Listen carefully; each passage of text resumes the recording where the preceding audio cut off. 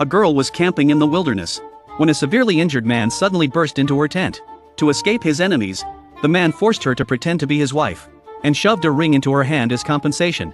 Furious, she slapped him across the face, convinced she'd stumbled upon a pervert. But her real nightmare had only just begun. Back home, her greedy uncle, driven by the desire for an 800,000 yuan dowry, actually intends to marry her off to a sleazy 70-year-old man. At the engagement party, faced with the old man's inappropriate advances, the girl fights back fiercely, only to be pinned to the ground by his family members, who are preparing to teach her a lesson in front of everyone. At the critical moment, a man suddenly appears, instantly silencing the entire crowd. The girl looked up and saw that the man was none other than the pervert from the tent a few days ago. But what she didn't know was that this man was the city's wealthiest tycoon. It turned out that his mother had been pressuring him to choose a fiancée from among 30 socialites. Unexpectedly, he completely ignored all the wealthy young ladies. In front of everyone, he pointed at the girl who had just arrived to deliver food and declared her to be his bride.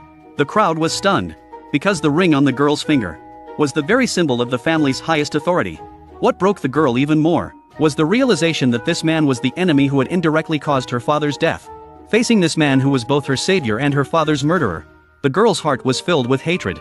To win her over, the man bought the entire university outright, appointed the girl as the new president, and even promised to fund the school for 50 years.